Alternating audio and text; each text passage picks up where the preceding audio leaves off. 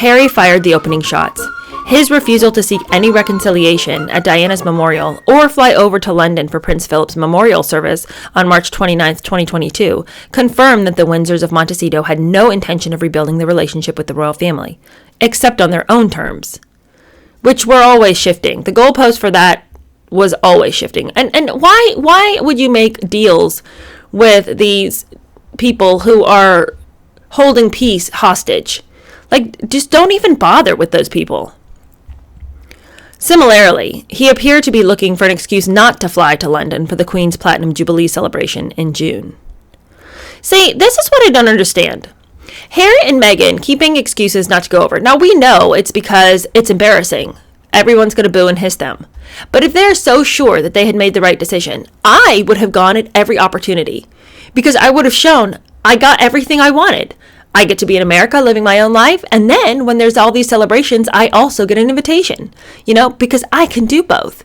If I was just so sure that I had chosen the right path, I would want to go and show everybody that I wasn't afraid to show up, that there was no shame for me because I'd made the right decision. But to continually not go, all that looks like is they're embarrassed, and then it makes people be like, oh, they should be embarrassed. But if they would show up and stand their ground and be like, yep, here I am, just like I should be, because I have no shame in what I did. I really think that shows more strength than to just not show up and sort of hide in the shadows. The Queen had invited Harry and Meghan to join the Platinum Jubilee and to join the national extravaganza. The couple appeared to be seeking reasons to avoid the humiliation, however. As private citizens, they could not expect to be invited onto the Buckingham Palace balcony or to ride in the carriages. Isolated on the periphery, the image would undermine their royal status in America. But again, I don't think so. I think owning their decision would have strengthened their decision. Going and not acting ashamed would have proven they had nothing to be ashamed of, or at least given the idea that they could handle what they had chosen. To forge a valid excuse, Harry applied to the High Court in London. Oh my gosh, y'all. Listen. This is just so pathetic, but this is exactly of course they would do this. Harry goes to the High Court in London and he applies for an order to compel the Metropolitan Police to provide protection for himself during his visit, or to allow him to pay for police protection. I mean, predictably, his £400,000 case failed. As a private citizen, Harry was told that he could not force the government to provide police protection. Now, obviously, it was a stupid request that he knew was going to be denied, but then he could be like, well, I can't go then. They won't protect me or my family. But if you need protection, then you can just hire some of your own guards. Why don't you just hire security for yourself? Why does the police have to show up for you? I would assume that in Montecito and everywhere else that you go, you have hired protection, since that's been such a major priority for you and since you've sold your soul for it. It seems like that $20 million that you got for your book sales could have covered a couple of officers or a couple of agents or somebody to stand around you, it seems, at some point. Do you really need London's police officers to show up for you? Or what do you usually do when you're not in London? Can you not bring those guys along? All right, but of course he had just thrown it out there so that he could be like, well, I tried to come, but I couldn't. They stood in my way, as they always have. He showed no disappointment nor embarrassment that he would be visiting Holland for the Invictus Games in April and somehow didn't inquire about his protection in that event. But to come to England, to come to London for the Queen's Platinum Jubilee, he needed those police to protect him. Harry, this is just so lame. It's this is so contrived and we all see it. Any doubts about Harry's antagonism towards his country and family were dispelled by his stony silence after the Queen announced on Ascension Day that Camilla would be Britain's next queen. 17 years after their controversial marriage, Charles had persuaded his mother and a majority of Britons that Camilla should be crowned during his own coronation. Harry's refusal to acknowledge the Queen's decision foreshadowed the problems to come. Charles had good reason to fear that Harry's dislike of Camilla had been re-energized by Meghan. The Sussexes' suspicion that the Duchess of Cornwall had made racist comments about their unborn Archie had fueled their fearsome denunciation of the entire royal family. Yeah, and Harry, it's Harry, you might not have liked the fact that your parents got a divorce or that Camilla was always hanging around in the background. I think very few children would relish Camilla's existence in their early life. And she's a very easy person to point the finger to and be like, well, she's the whole reason that my parents' relationship failed. But she was hardly the whole reason that relationship failed. Now, I think Charles showed colossal misjudgment to maintain that friendship if he was hoping to manage his marriage. But I think that Charles was also really up against it because he was an older gentleman who was being forced to marry this child bride. And she was not his intellectual equal. Neither was she really his emotional equal. And it would have been very hard to forge a relationship with somebody to whom you had nothing in common. And I think that because he hadn't really wanted to marry her all that much, it was very easy to make excuses for keeping Camilla around because she understood him and they had a very deep bond. But had he wanted to live his life on the up and up, he could have chosen to do that. He would have committed himself seemingly at the beginning to a life of drudgery, having to commit himself to somebody that he was not in love with. But I think that things can, and I don't think this is fairy tale thinking, I think when you commit yourself to a certain decision, you can do it begrudgingly and it will be white knuckling it your entire life. Or you can choose to do the right thing, knowing that to do the right thing is for your good and for God's glory. And if you are a religious person at all, you can find an enormous amount of strength to do the right thing that stems nothing through what you're doing, but because you are emboldened to do so by a higher power. If Charles had wanted to maintain his home and to do so for higher reasons, I think he could have done it. But I know without a doubt it was an impossible situation to have existed in happily and wholly on his own. So I don't blame him for that. I don't think he's a particularly religious person.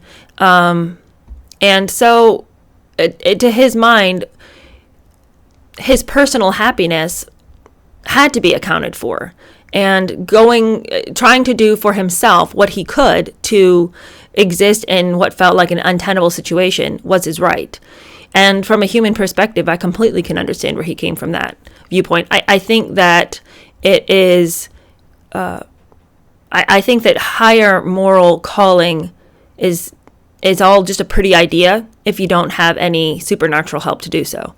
Anyway, it doesn't surprise me that Harry was angry about Camilla and feeling like she had hedged in on their family. But I also think that as an adult, he should be able to see that life goes on, and his father's married to her now, and it's just time to let go of petty grievances. Make the best of what is the reality. And to then come out and write in Spare a lot of really derogatory little anecdotes about Camilla. Harry in Spare had this thing he would do where he'd say a couple of nice things and then just go in with a hatchet on people. It was really shocking and really clunky the way he did it. He would be as lame as to say things like, but I always had a nickname for her, Fatty Pants. Or, something really lame. Like, that's not actually what he said. But it would just be, like, well, that's lame. Like, what? I'm not even able to see your point here. Okay, well, it was easy for Meghan to use Camilla as a way to manipulate Harry's emotions about his family because it was a pain point for him with Camilla. So Meghan, in her manipulative way, went in quickly with Camilla and insisted to Harry that, yeah, she has always been the worst. She's the whole reason your mom was unhappy, and she's a racist. So now she's making me unhappy. So every woman in your life has been horribly affected by Camilla because she's such a selfish little bitch. Most Britons could not understand Harry's hostility towards his country and family. His disloyalty to his grandmother was particularly mystifying. Occasionally, he seemed willing to betray every value he formerly held dear. No one realized how his hostility had grown during his conversations with John Mohringer, the ghostwriter of his memoirs, to secure vast sales and recoup the huge advance. The publishers had encouraged Harry to criticize his family in the most extreme terms possible. Easily persuaded. Harry edged towards betraying his father, Camilla, the Cambridges, and even the Queen. And then the deed was done. To earn out the publisher's advance, nothing and no one had been sacrosanct. Yeah, and we remember this from the book because remember he called William, he always called him Willie, which was derogatory. But even so, I mean, that aside, he repeatedly referred to William as his balding arch nemesis. Again, like, what are these petty little nicknames and this, grade school, schoolyard kind of name calling? What even is this? And what I said after I finished that book was that it was absolutely zero threat to the royal family. All it showed, all it exposed was that Harry is madder than the Mad Hatter. Harry was only believable as long as he kept his mouth shut.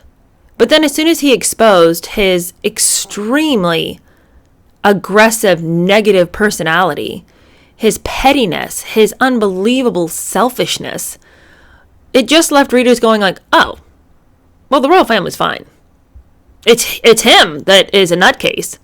It did more to damage his own case than probably anything. And what it did was push us all back into the arms of the royal family. The way he described his dad was not at all in a way that made me dislike Charles in the least. I've often felt rather cold towards Charles because of how he was a father. Not because he was a brutal father, but because it seemed to me that he chose his own happiness over the happiness of his sons. And I don't like that. And so I'd often felt rather cold towards him. But after reading Harry's book, which was aimed at, furthering my cold feelings towards Charles, all I felt was rather warm towards Charles. It was actually the best thing that could have ever happened to Charles right before the coronation. So if Charles was worried about that book coming out, I think a lot of people felt very warm towards him and felt sorry that he had to raise such a nightmare of a son. When Bauer wrote this book, he had no idea what Harry was going to write about or how it would affect the royal family. And so the expectation was that when Harry wrote his book, it was going to be really bad for Charles. And so Bauer describes Charles' fear and an example of how he expected things to go when the book came out with this example. He says, Charles got an inkling of the horrors to come in early 2022. 2 Sunday papers alleged that Charles had accepted $1.5 million from a Saudi billionaire businessman in questionable circumstances. Maffals had given the money to help Charles' Scottish project, Dumfries House. In return, Charles had met Maffals in Scotland and Saudi Arabia, and then in 2016 in a private ceremony in Buckingham Palace. Charles had awarded the Saudi a CBE for charity. Those transactions were not unusual in Charles' life. During over 30 years of fundraising for his charities, Charles had encouraged the rich to pay for access to himself. The unusual exception in the Maffals case is what happened in 2017. During that year, Charles had not prevented his close aide, Michael Fawcett, from writing to the Saudi a compromising letter. After acknowledging the Saudis' financial gifts, Fawcett offered to support Maffals' application for British citizenship, and he pledged that Charles's office would attempt to augment the CBE awarded to Maffals into a knighthood, or KBE. Once Fawcett's letter was exposed by newspapers, Scotland Yard was compelled to open an investigation for cash for honours, a criminal offence since 1925.